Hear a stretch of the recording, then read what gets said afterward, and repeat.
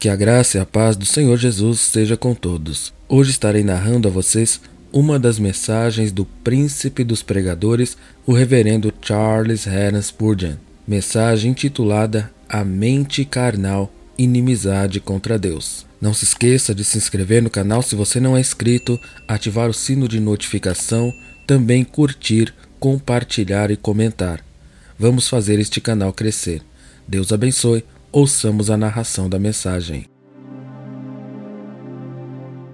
Romanos 8:7. A inclinação da carne é inimizade contra Deus. Esta é uma acusação muito solene que o apóstolo Paulo faz aqui contra a mente carnal. Ele declara que é inimizade contra Deus. Quando consideramos o que o homem foi uma vez, perdendo apenas para os anjos, o companheiro de Deus que andava com ele no jardim do Éden na viração do dia, quando pensamos nele como sendo feito à imagem do seu Criador, puro, imaculado, não podemos deixar de nos sentir amargamente tristes ao encontrar uma acusação como essa proferida contra nós. Podemos muito bem pendurar nossas harpas nos salgueiros enquanto ouvimos a voz de Deus falando solenemente à sua criatura rebelde. Como caíste do céu, filha da alva, cheia de sabedoria e perfeita em beleza. Tu estivestes no Éden, o jardim de Deus. Toda pedra preciosa era tua cobertura. Tu és o querubim ungido, e assim te estabeleci. Estavas no monte santo de Deus. Tu andaste para cima e para baixo no meio das pedras de fogo. Perfeito eras nos teus caminhos desde o dia em que foste criado, até que se achou iniquidade em ti e pecaste. Por isso te lançarei profanado fora do monte de Deus e te farei perecer, ó querubim protetor. Há muito que nos entristecer diante das ruínas de nossa raça. Como o cartaginês que poderia pisar no local desolado de sua cidade muito amada, derramaria muitas lágrimas quando a visse amontoada pelos romanos. Ou como o judeu, vagando pelas ruas desertas de Jerusalém, lamentaria que o arado tivesse estragado a beleza e a glória daquela cidade que era a alegria de toda a terra. Assim devemos lamentar por nós mesmos e por nossa raça, quando contemplamos as ruínas daquela bela estrutura que Deus empilhou, aquela criatura incomparável em simetria, perdendo apenas para o intelecto angelical, aquele ser poderoso, o homem, quando contemplamos como ele é caído de seu alto estado e encontra-se em uma massa de destruição. Alguns anos atrás, uma estrela foi vista brilhando com um brilho considerável, mas logo desapareceu. Desde então, foi afirmado que era um mundo em chamas, a milhares de milhões de milhas de nós, e ainda assim os raios da conflagração nos alcançaram. O silencioso mensageiro da luz deu aos habitantes distantes deste globo o alarme de um mundo em chamas. Mas o que é a conflagração de um planeta distante? O que é a destruição do mero material do orbe mais pesado comparada com esta queda da humanidade?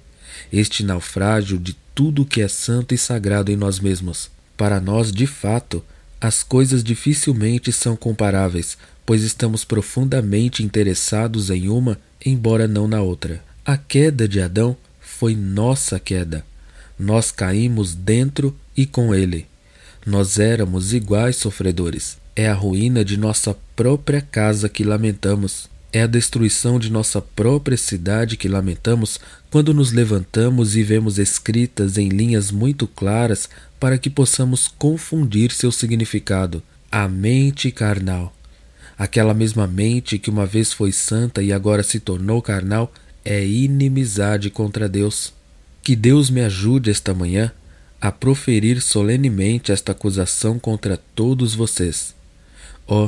Para que o Espírito Santo possa nos convencer do pecado de modo que possamos nos declarar culpados unanimemente diante de Deus. Não há dificuldade em entender meu texto. Quase não precisa de explicação. Todos nós sabemos que a palavra carnal aqui significa carnal. Os antigos tradutores traduziram a passagem assim: a mente da carne é inimizade contra Deus. isto é, a mente natural, aquela alma que herdamos de nossos pais, aquela que nasceu dentro de nós quando nossos corpos foram moldados por Deus. A mente carnal, a phronema sarcos, as concupiscências, as paixões da alma, é isso que se desviou de Deus e se tornou inimizade contra ele. Mas antes de entrarmos em uma discussão da doutrina do texto, observe quão fortemente o apóstolo a expressa. A mente carnal, diz ele, é inimizade contra Deus. Ele usa um substantivo e não um adjetivo. Ele não diz que é meramente oposto a Deus, mas é uma inimizade positiva. É inimizade em si. Não é corrupto, mas corrupção. É rebeldia. Não é maldade, é a própria maldade. O coração, embora seja enganoso, é positivamente enganoso. É o mal no concreto, o pecado na essência. É a destilação, a quintessência de todas as coisas que são vis. Não é inveja de Deus, é inveja. Não é uma inimizade, é uma inimizade real. Nem precisamos dizer uma palavra para explicar que é inimizade contra Deus. Não acusa a masculinidade de aversão apenas ao domínio, às leis ou às doutrinas de Deus, mas desfere um golpe mais profundo e seguro. Não atinge o homem na cabeça, mas penetra em seu coração. Ele coloca o machado na raiz da árvore e pronuncia ao homem inimizade contra Deus, contra a pessoa da divindade, contra a divindade, contra o poderoso Criador deste mundo. Não em inimizade contra sua Bíblia ou contra seu Evangelho, embora isso seja verdade, mas contra o próprio Deus, contra sua essência, sua existência e sua pessoa. Pesemos então as palavras do texto, pois são palavras solenes. Eles são bem elaborados por aquele mestre da eloquência, Paulo, e foram, além disso, ditados pelo Espírito Santo, que diz ao homem como falar corretamente. Que ele nos ajude a expor como ele já nos deu a passagem para explicar. Seremos chamados a observar esta manhã, primeiro, a veracidade desta afirmação. Em segundo lugar, a universalidade do mal aqui reclamada. Em terceiro lugar, vamos aprofundar ainda mais o assunto e pressioná-lo em seus corações, mostrando a enormidade do mal. E depois disso, se tivermos tempo, deduziremos uma ou duas doutrinas do fato geral. Primeiro, somos chamados a falar da veracidade desta grande declaração. A inclinação da carne é inimizade contra Deus. Não precisa de prova, pois como está escrito na palavra de Deus, nós, como cristãos, somos obrigados a nos curvar diante dela. As palavras das Escrituras são palavras de infinita sabedoria, e se a razão não pode ver o fundamento de uma declaração de revelação, é obrigada, com muita reverência, a acreditar, pois estamos bem seguros, mesmo que esteja acima de nossa razão, que não pode ser contrário a isso. Aqui encontro escrito nas Escrituras: a inclinação da carne é inimizade contra Deus, e isso por si só é suficiente para mim. Mas se eu precisasse de testemunhas, invocaria as nações da antiguidade. Eu desenrolaria o volume da história antiga, contaria a você sobre os terríveis feitos da humanidade. Pode ser que eu leve suas almas ao ódio se eu falar da crueldade desta raça para si mesma, se eu mostrar a você como ela fez o mundo um aceldama por suas guerras e o inundou de sangue por suas lutas e assassinatos. Se eu recitasse a lista negra de vícios aos quais nações inteiras se entregaram, ou mesmo apresentasse a você os personagens de alguns dos mais eminentes filósofos, eu ficaria vermelho ao falar deles e você se recusaria a ouvir. Sim, seria impossível para vocês, como habitantes refinados de um país civilizado, suportar a menção dos crimes cometidos por aqueles mesmos homens que hoje em dia são tidos como modelos de perfeição. Temo que, se toda a verdade fosse escrita, deveríamos parar de ler as vidas dos poderosos heróis da terra e dos sábios mais orgulhosos, e diríamos de uma vez sobre todos eles: eles estão totalmente fora do caminho. Eles se tornaram totalmente inúteis. Não há quem faça o bem. Não, nenhum. E se isso não bastasse, eu apontaria para vocês as ilusões dos pagãos. Gostaria de contar a vocês sobre o sacerdócio pelo qual suas almas foram escravizadas pela superstição. Eu arrastaria seus deuses diante de você. Eu deixaria você testemunhar as horríveis obscenidades, os ritos diabólicos que são para esses homens embriagados as coisas mais sagradas. Então, depois de ter ouvido o que o natural da religião do homem é, eu perguntaria qual deve ser a sua irreligião. Se esta é sua devoção, qual deve ser a sua impiedade? Se este é seu amor ardente pela divindade, o que deve seu ódio disso ser? Tenho certeza de que você confessaria imediatamente se soubesse qual é a raça, que a acusação está provada e que o mundo deve exclamar sem reservas e com sinceridade: culpado. Um argumento adicional que posso encontrar está no fato de que os melhores homens sempre foram os mais dispostos a confessar sua depravação. Os homens mais santos, os homens mais livres de impurezas, sempre a sentiram mais. Aqueles cujas vestes são as mais brancas perceberá melhor as manchas nelas. Aquele cuja coroa brilha mais forte saberá quando perdeu uma joia. Aquele que dá mais luz ao mundo sempre será capaz de descobrir sua própria escuridão. Os anjos do céu cobrem seus rostos, e os anjos de Deus na terra, seu povo escolhido, devem sempre cobrir seus rostos com humildade quando pensam no que foram. Ouça Davi. Ele não era nenhum daqueles que se gabam de uma natureza santa e de uma disposição pura. Ele diz: eis que fui formado em iniquidade, e em pecado me concebeu minha mãe. Ouça todos aqueles homens santos que escreveram no volume inspirado e você os encontrará todos confessando que não estavam limpos, não, nenhum. Sim, um deles exclamou: miserável homem que sou, quem me livrará do corpo desta morte? E mais, convocarei outra testemunha da veracidade deste fato que decidirá a questão. Será a sua consciência. Consciência, vou colocá-lo no banco das testemunhas e interrogá-la esta manhã. Consciência, responda verdadeiramente. Não seja drogado com laudo no de autossegurança. Fale a verdade. Você já ouviu o coração dizer: eu gostaria que Deus não existisse? Todos os homens, às vezes, não desejaram que nossa religião não fosse verdadeira? Embora eles não pudessem livrar completamente suas almas da ideia da divindade, eles não desejavam que Deus não existisse? Eles não tiveram o desejo de que todas essas realidades divinas fossem uma ilusão, uma farsa e uma impostura? Sim, diz todo homem, isso já passou pela minha cabeça algumas vezes. Eu desejei poder me entregar à loucura. Eu gostaria que não houvesse leis para me restringir. Desejei como um tolo que Deus não existisse.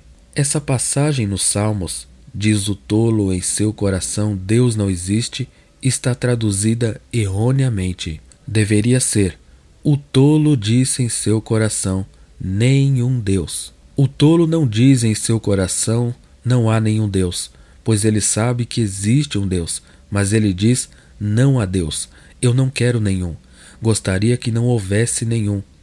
E quem entre nós não foi tão tolo a ponto de desejar que Deus não existisse? Agora, consciência, responda a outra pergunta.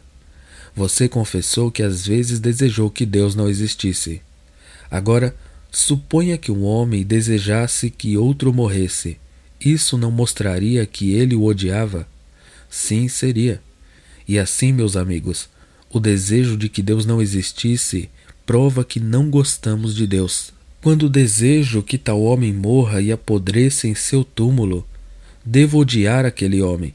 Caso contrário, não desejaria que ele fosse extinto.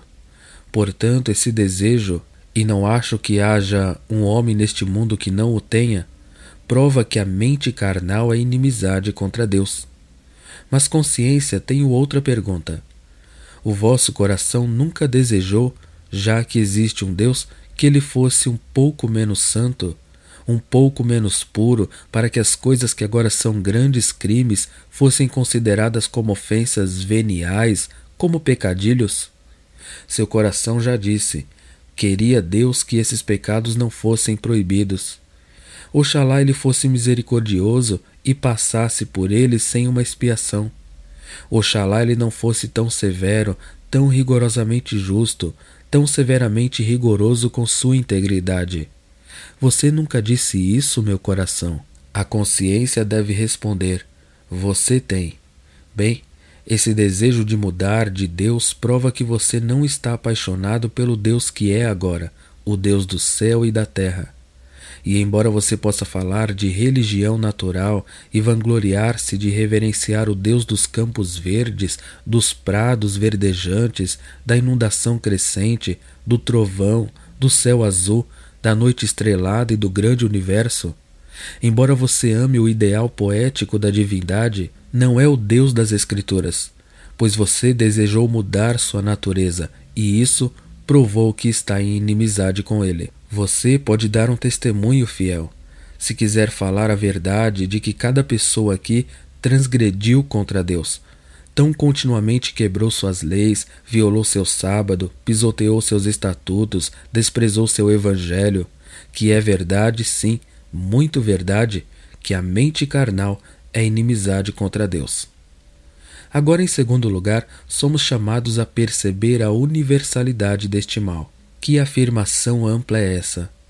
Não é uma única mente carnal ou uma certa classe de personagens, mas a mente carnal.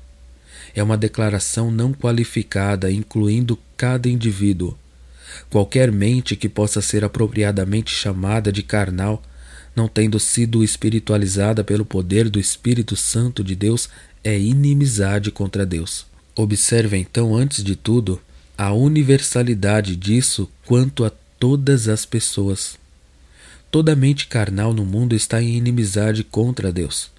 Isso não exclui nem mesmo bebês no seio da mãe. Nós os chamamos de inocentes e, portanto, são de transgressão real, mas, como diz o poeta, dentro do seio mais novo está uma pedra. Há na mente carnal de uma criança inimizade contra Deus. Não é desenvolvido, mas está lá. Alguns dizem que as crianças aprendem o pecado por imitação. Mas não. Leve embora uma criança, coloque-a sob as mais piedosas influências. Deixe que o próprio ar que ela respira seja purificado pela piedade. Deixe-a beber constantemente em goles de santidade. Deixe-a ouvir apenas a voz de oração e louvor. Deixe-a os ouvidos sempre mantidos afinados pelas notas da canção sagrada, e essa criança, não obstante, ainda pode se tornar um dos mais grosseiros transgressores. E embora colocado aparentemente no próprio caminho para o céu, ele deve, se não for dirigido pela graça divina, marchar para baixo para o poço. Oh, como é verdade que alguns que tiveram os melhores pais foram os piores filhos, que muitos que foram educados sob os auspícios mais sagrados, em meio às cenas mais favoráveis de piedade, tornaram-se, no entanto, libertinos e devassos. Portanto, não é por imitação, mas por natureza que a criança é má. Conceda-me que a criança é carnal e meu texto diz: a mente carnal é inimizade contra Deus. O jovem crocodilo, ouvi dizer, quando é arrancado da casca, em um momento começa a se colocar em posição de ataque, abrindo a boca como se tivesse sido ensinado e treinado. Sabemos que os leões jovens, quando domados e domesticados, ainda terão a natureza selvagem de seus companheiros da floresta. E se a liberdade lhes fosse dada, eles caçariam tão ferozmente quanto os outros. Assim com a criança, você pode amarrá-lo com os verdes da educação. Você pode fazer o que quiser com ele. Já que você não pode mudar seu coração, essa mente carnal ainda estará em inimizade contra Deus. E não obstante o intelecto, o talento e tudo que você possa dar, ela terá a mesma aparência pecaminosa de qualquer outra criança, se não tão aparente má, pois a mente carnal é inimizade contra Deus. E se isso se aplica às crianças, inclui igualmente todas as classes de homens. Existem alguns homens que nascem neste mundo com espíritos mestres, que andam por aí como gigantes, envoltos em mantos de luz e glória. Refiro-me aos poetas, homens que se erguem como colossos, mais poderosos do que nós, parecendo descender das esferas celestes. Há outros de intelecto aguçado, que investigando os mistérios da ciência, descobrem coisas que estiveram ocultas desde a criação do mundo. Homens de pesquisa aguçada e poderosa erudição, mas de cada um deles, poeta, filósofo, metafísico e grande descobridor, pode-se dizer: a mente carnal é inimizade contra Deus. Você pode treiná-lo, pode tornar seu intelecto quase angelical, pode fortalecer sua alma até que ele aceite o que são enigmas para nós e os desvende com os dedos em um momento. Você pode torná-lo tão poderoso que ele possa compreender os segredos de ferro das colinas eternas e moê-los em átomos em seu punho. Você pode dar a ele um olhar tão aguçado que ele possa penetrar nos segredos profundos das rochas e montanhas. Você pode adicionar uma alma tão potente que ele pode matar a esfinge gigante que por eras incomodou os homens mais poderosos do conhecimento. No entanto, quando você tiver feito tudo isso, sua mente será depravada e seu coração carnal ainda estará em oposição a Deus. Sim, mas você deve trazê-lo para a casa de oração. Você deve fazê-lo sentar-se constantemente sob a mais clara pregação da palavra, onde ele ouvirá as doutrinas da graça em toda a sua pureza, acompanhadas por uma santa unção. Mas se essa santa unção não repousar sobre ele, tudo será em vão. Ele deve comparecer com mais regularidade, mas como a piedosa porta da capela que se abre e sai, ele ainda será o mesmo, tendo uma religião exterior superficial, e sua mente carnal ainda estará em inimizade contra Deus. Agora, esta não é minha afirmação. É a declaração da palavra de Deus, e você deve abandoná-la se você não acredita nela. Mas não brigue comigo. É a mensagem do meu mestre e é verdade para cada um de vocês, homens, mulheres e crianças, e para mim também, que se não tivéssemos sido regenerados e convertidos, se não tivéssemos experimentado uma mudança de coração, nossa mente carnal ainda está em inimizade contra Deus. Mais uma vez, observe a universalidade disso em todas as vezes. A mente carnal é sempre inimizade contra Deus. Dizem alguns, pode ser verdade que às vezes nos opomos a Deus, mas certamente nem sempre o somos. Há momentos, diz alguém, em que me sinto rebelde. Às vezes, minhas paixões me desviam, mas certamente há outras épocas favoráveis em que sou realmente amigo de Deus e ofereço verdadeira devoção. Eu permaneci no topo da montanha, até que toda a minha alma se acendeu com a sena abaixo, e meus lábios proferiram a canção de louvor. Estas são as tuas obras, Pai do bem, Todo-Poderoso. Tua é esta estrutura universal, tão maravilhosamente bela. Tu mesmo, quão maravilhoso então. Sim, mas observe, o que é verdadeiro um dia não é falso em outro. A inclinação da carne é inimizade contra Deus em todos os momentos. O lobo pode dormir, mas ainda é um lobo.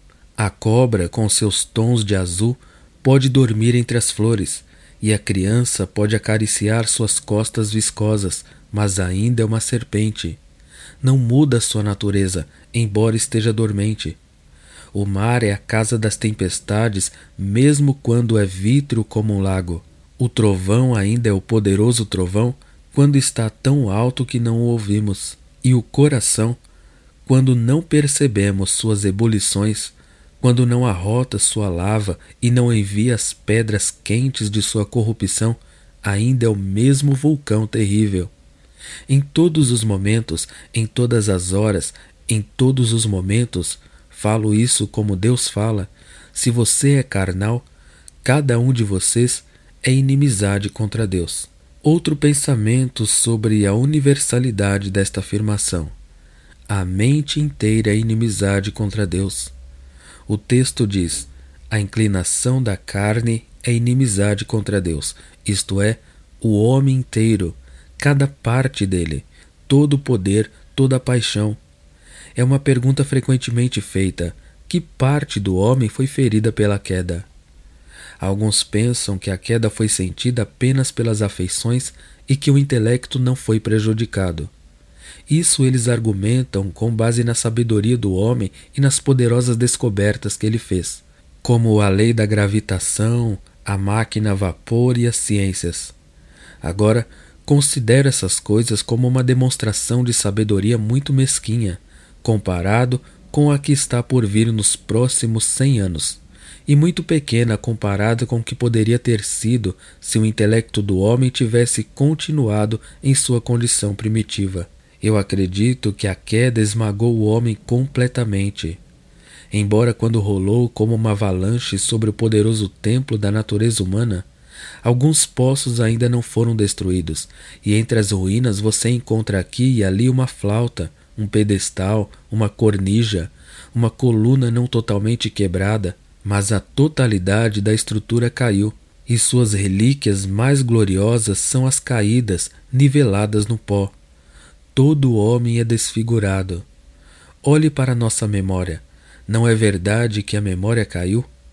Eu posso me lembrar de coisas más muito melhor do que aquelas que cheiram a piedade. Eu ouço uma canção obscena, aquela mesma música do inferno soará em meu ouvido quando cabelos grisalhos estiverem sobre minha cabeça. Eu ouço uma nota de santo louvor. Infelizmente, está esquecido, pois a memória agarra com mão de ferro as coisas ruins, mas o bem ela segura com dedos fracos. Ela permite que as madeiras gloriosas da floresta do Líbano desçam a correnteza do esquecimento, mas detém toda a escória que flutua da imunda cidade de Sodoma. Ela reterá o mal, ela perderá o bem. A memória está caída. Assim são os afetos. Amamos tudo que é terreno mais do que deveríamos. Logo fixamos nosso coração em uma criatura, mas muito raramente no Criador. E quando o coração é entregue a Jesus, ele tende a vagar. Olhe para a imaginação também. Oh, como pode a imaginação revelar-se quando o corpo está doente? Apenas dê ao homem algo que quase o embriague, drogue-o com ópio, e como sua imaginação dançará de alegria.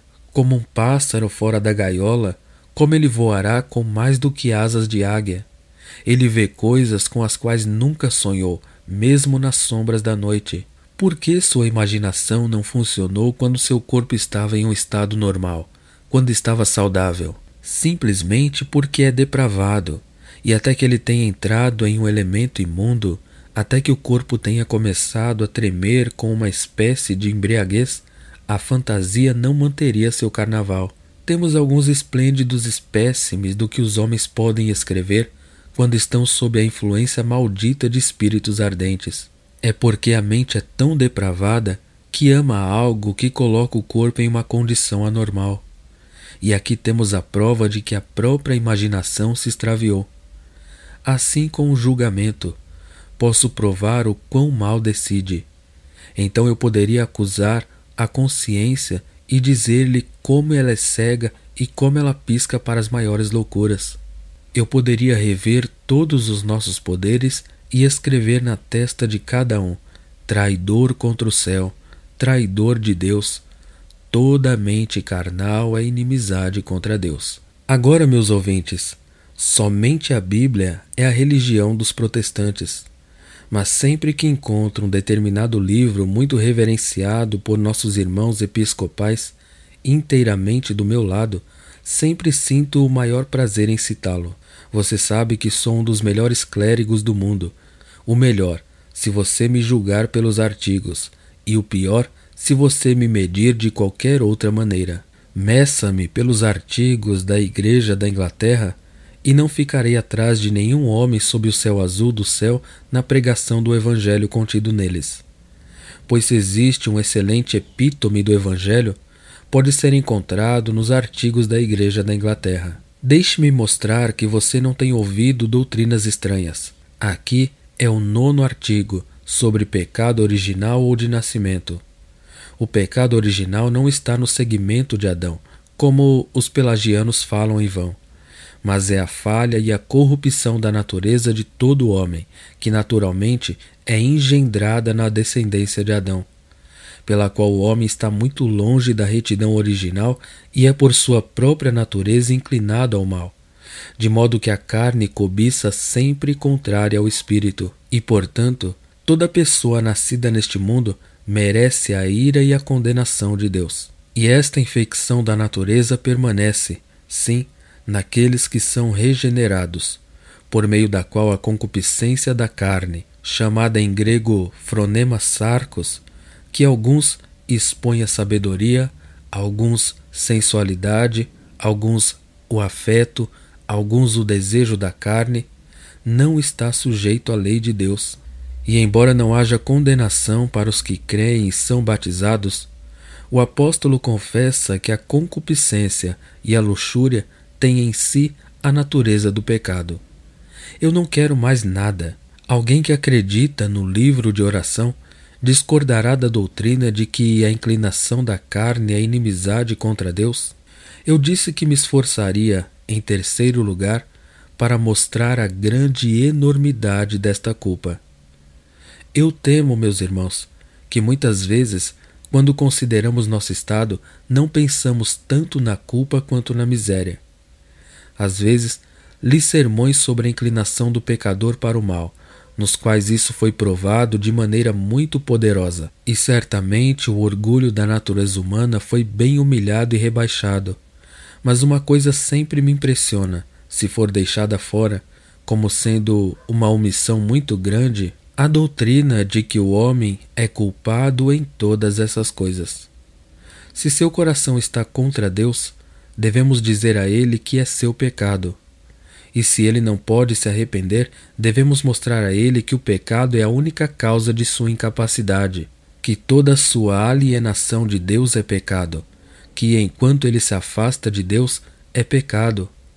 Temo que muitos de nós aqui devamos reconhecer que não imputamos o pecado disso às nossas próprias consciências. Sim, dizemos nós, temos muitas corrupções. Oh, sim, mas nos sentamos muito contentes. Meus irmãos, não devemos fazer isso. Ter essas corrupções é o nosso crime, que deve ser confessado como um mal enorme. E se eu, como ministro do Evangelho, não enfatizar o pecado da coisa, perdi o que é o próprio vírus dela. Deixei de fora a própria essência se não mostrei que é um crime.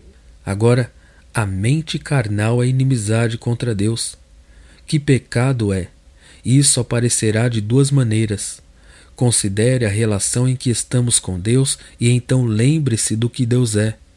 E depois de ter falado dessas duas coisas, espero que você veja de fato que é pecado estar em inimizade com Deus. O que é Deus para nós? Ele é o Criador dos céus e da terra. Ele sustenta os pilares do universo. Sua respiração perfuma as flores. Seu lápis as pinta. Ele é o autor desta bela criação. Somos ovelhas do seu pasto. Ele nos fez, e não nós mesmos. Ele está para nós na relação de uma criatura e Criador, e por esse fato ele afirma ser nosso Rei. Ele é nosso legislador, e então, para tornar nosso crime cada vez pior, ele é o governante da providência, pois é ele quem nos guarda dia a dia. Ele supre nossos desejos, ele mantém a respiração dentro de nossas narinas. Ele ordena que o sangue continue seu curso nas veias. Ele nos mantém na vida e nos impede da morte. Ele está diante de nós, nosso Criador, nosso Rei, nosso sustentador, nosso benfeitor. E eu pergunto, não é um pecado de enorme magnitude? Não é uma alta traição contra o imperador do céu? Não é um pecado terrível, cuja profundidade não podemos sondar com a linha de todo o nosso julgamento que nós, suas criaturas, dependente dele, deveria estar em inimizade com Deus? Mas o crime pode ser visto como pior quando pensamos em o que Deus é. Deixe-me apelar pessoalmente a você em um estilo interrogatório, pois isso tem peso. Pecador, Por que você está em inimizade com Deus? Deus é o Deus de amor. Ele é bondoso com suas criaturas. Ele o considera com seu amor de benevolência. Neste mesmo dia, seu sol brilhou sobre você. Neste dia você teve comida e roupas, e você veio até aqui com saúde e força. Você odeia a Deus porque Ele o ama? É esse o motivo? Considere quantas misericórdias você recebeu de suas mãos durante toda a sua vida. Você nasceu com um corpo não deformado, teve uma parte tolerável de saúde. Você se recuperou muitas vezes de doenças. Ao se deitar às portas da morte, seu braço segurou sua alma do último passo para a destruição. Você odeia a Deus por tudo isso? Você o odeia porque Ele poupou sua vida por sua terna misericórdia? Contemple a bondade que Ele espalhou diante de você. Ele pode ter mandado você para o inferno, mas você está aqui. Agora, você odeia a Deus por poupá-lo? Oh, por que você está em inimizade com Ele? Minha companheira, você não sabe que Deus enviou seu Filho de seu seio, pendurou-o no madeiro e ali permitiu que ele morresse pelos pecadores, o justo pelos injustos? E você odeia Deus por isso? Ó pecador, esta é a causa de sua inimizade. Você está tão distante que dá inimizade por amor? E quando Ele te cerca de favores, te cinge de misericórdias, te cerca de benignidade, você o odeia por isso? Ele pode dizer como Jesus disse aos judeus: por qual destas obras me apedrejais? Por qual dessas obras você odeia a Deus? Se um benfeitor terreno o alimentasse, você o odiaria? Ele vestiu você, você abusaria dele na cara dele? Ele lhe deu talentos, você usaria esses poderes contra ele? Você forjaria o ferro e cravaria a adaga no coração do seu melhor amigo? Você odeia sua mãe que cuidou de você no colo? Você amaldiçoa seu pai que tão sabiamente cuidou de você? Não, você diz.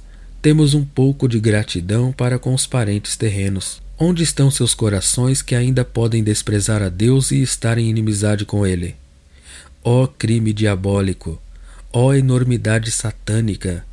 Ó iniquidade para a qual as palavras falham na descrição!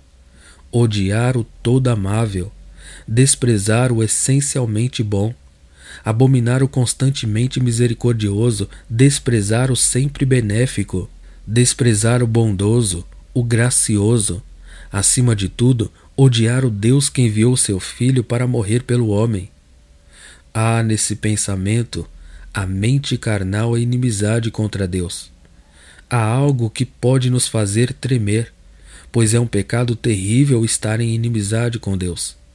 Eu gostaria de poder falar com mais força, mas somente meu mestre pode impressionar você com o enorme mal desse horrível estado de coração.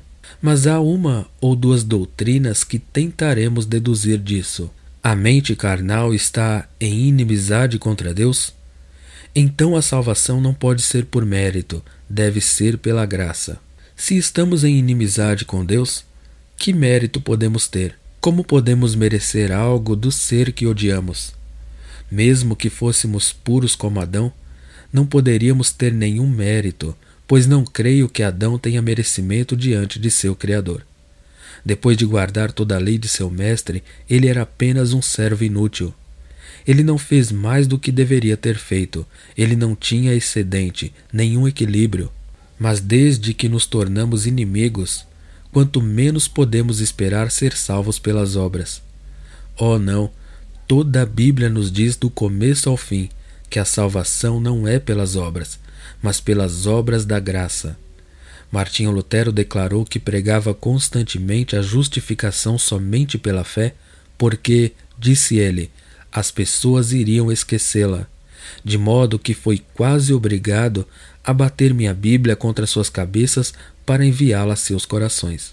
Portanto, é verdade que constantemente esquecemos que a salvação é somente pela graça. Sempre queremos estar colocando um pedacinho de nossa própria virtude. Queremos estar fazendo algo. Lembro-me de um ditado do velho Matthew Wilkes: salvo por suas obras, Você também pode tentar ir para a América em um barco de papel. Salvo por suas obras, é impossível. Oh, não! O pobre legalista é como um cavalo cego, girando e girando no moinho, ou como prisioneiro subindo na esteira e não encontrando-se mais alto depois de tudo que fez. Ele não tem uma confiança sólida, nenhum terreno firme para descansar. Ele não fez o suficiente, nunca o suficiente. A consciência sempre diz: isso não é perfeição.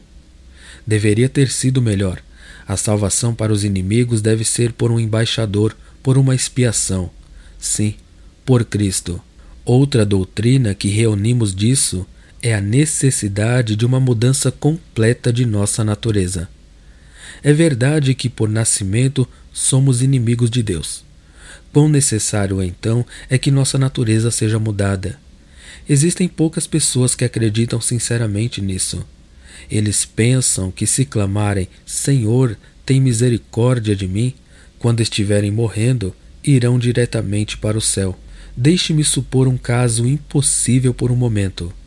Deixe-me imaginar um homem entrando no céu sem uma mudança de coração. Ele entra pelos portões. Ele ouve um soneto. É para o louvor do inimigo dele. Ele vê um trono e nele está sentado alguém que é glorioso, mas é seu inimigo. Ele anda por ruas de ouro, mas essas ruas pertencem ao inimigo dele. Ele vê hostes de anjos, mas estas hostes são os servos de seu inimigo. Ele está na casa do seu inimigo, pois ele está em inimizade com Deus. Ele não poderia se juntar à música, pois não saberia a melodia. Lá ele ficaria silencioso, imóvel, até que Cristo dissesse, com uma voz mais alta do que 10.000 trovões: o que você faz aqui? Inimigos em um banquete de casamento? Inimigos no céu? Vá embora, parta, você amaldiçoado, para o fogo eterno do inferno. Ó senhores, se o homem não regenerado pudesse entrar no céu, menciono mais uma vez o ditado frequente repetido por Whitefield: ele seria tão infeliz no céu que pediria a Deus que o deixasse correr para o inferno em busca de abrigo.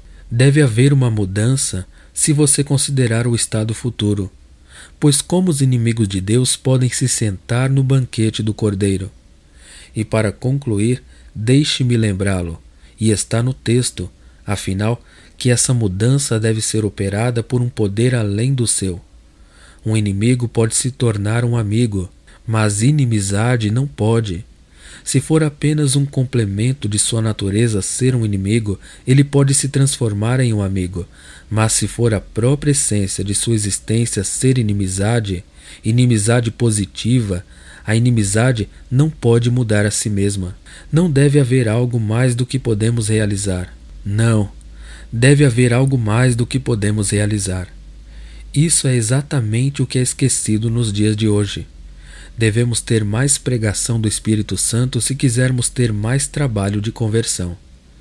Eu lhes digo, senhores, se vocês mudarem e se tornarem melhores, e melhores, e melhores 1000 vezes, vocês nunca serão bons o suficiente para o céu até que o Espírito de Deus coloque sua mão sobre vocês, até que ele renove o coração, até que ele tenha purificado a alma, até que tenha mudado todo espírito e renovado o homem, não pode haver entrada no céu.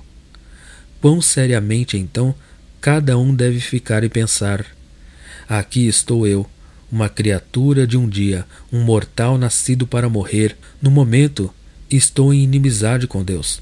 O que devo fazer?